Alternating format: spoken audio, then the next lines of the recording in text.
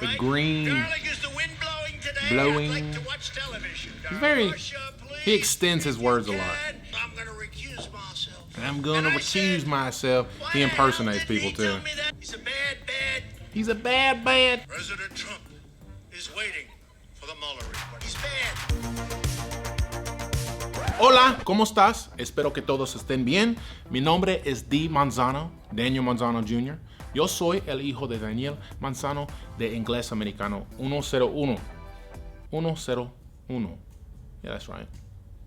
No hablo español fluido, pero entiendo mucho.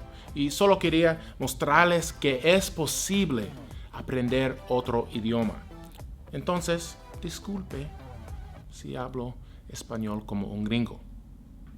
Anyways, this weekend I was watching TV and on the news Donald Trump was speaking.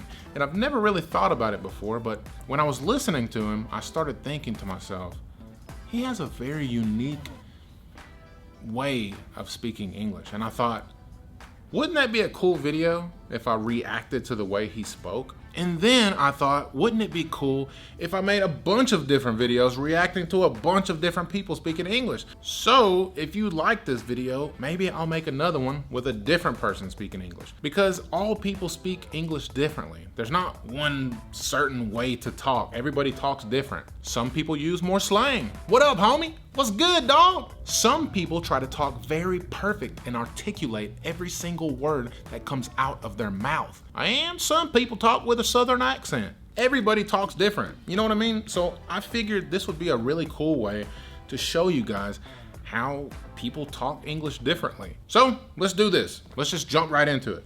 Why the hell didn't he tell me that before I put him in? Russia. My wife said, you never spoke to anybody from Russia, darling. I said, that's See that right there?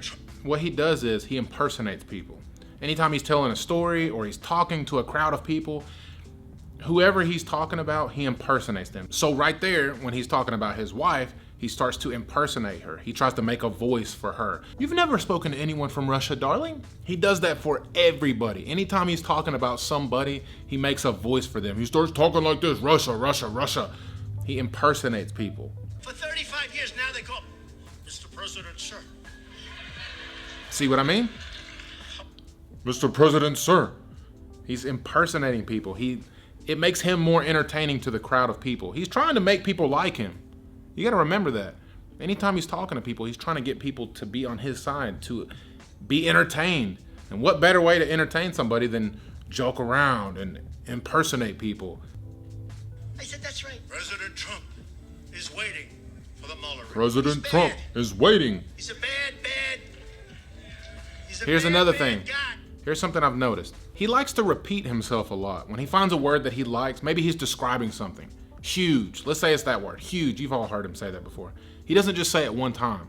He'll say it a bunch of times. Huge. And then later on when he's talking about something else, he'll say it again. Huge. Very huge. He likes to repeat himself a lot. So right there he was saying, he's a bad man. He doesn't just say it one time. He's a bad man. No. He says he's a bad man. When you repeat the word multiple times, it makes it more important. The Pocahontas thing for another year. Instead, we believe in free speech. We believe. Including He does that. online. He accentuates his words. He makes them longer. Instead, we believe in free speech. I listen when people talk and I notice these little characteristics that each individual has. He happens to have a characteristic where he stretches his words out. Huge, fine people. Huge. We believe. Including online and including on campus. Including online, including on campus. He's stretching the words out. He's stretching them out. Let me be very clear to Democrats in Congress who oppose the border wall and This is stand another in thing the he does way right of here. border Pay attention when he's about to make a big point. Let me be very clear. He gets really loud and then he gets very soft-spoken when he speaks. Let me be very clear And then he gets quiet. to Democrats in Congress. To Democrats in Congress who oppose a border wall. Neo-Nazi, I got them all in there. Let's see. Yeah. KKK, we have KKK. I got them all. So they're having a hard time. This is one of my favorite things that he does. This is a big point I want to point out to people. The biggest thing I've noticed that he does is he gets very sidetracked easily. When he's talking about something, he'll start the sentence, he'll start talking, and then he'll stop for a second and talk about something else and then bring it back to his sentence to complete it. For example, he could be talking about Spain. I went to Spain. I love Spain. Spain's a beautiful country. I know a lot of people in Spain. Best friends, actually. They tell me all the time, Trump, you're an amazing president. I say, thank you so much. So I'm at my meeting in Spain, and I'm eating delicious food, the best food. Hands down, the best food. The best. And after I get done eating my food, you see what I mean? That's what he does. He'll talk about something, stop, talk about this, bring it back, and then finish his sentence. Every time he does that, why does he do that? Washington Post. They are siding with China. They China. are doing things that they shouldn't be siding doing. with They're siding China. with many others. China's the least of it. China. It is. We had a tremendous week with the. He's always using the big great host. adjectives. Any opportunity he gets to slide in a big adjective, he uses it.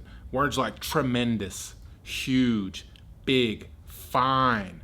Fine people. We did a tremendous job. He uses words that exaggerate his point because that's good storytelling.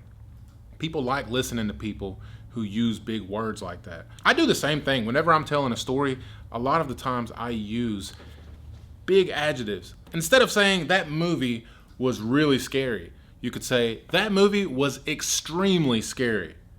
That movie was ridiculously scary. Those are big adjectives that add emphasis and excitement to what you're talking about. Or if your leg is hurting, instead of saying, oh, my leg is in so much pain, you could say, my leg is in excruciating pain. Excruciating pain. Use big adjectives to lure people into your story. Trust me, that's actually a very good characteristic to have. That's a good way of storytelling. And that happens to be something that Donald Trump does a lot. And I think that is about it for today. If you enjoyed watching me react to Donald Trump's English, let me know in the comments down below. Also, if you don't care, I'd really appreciate it if you like this video and subscribe to my channel. Please click the little bell so you'll be notified every single time I upload a new video. And yeah, that's it for today. I gotta get out of here, so peace out.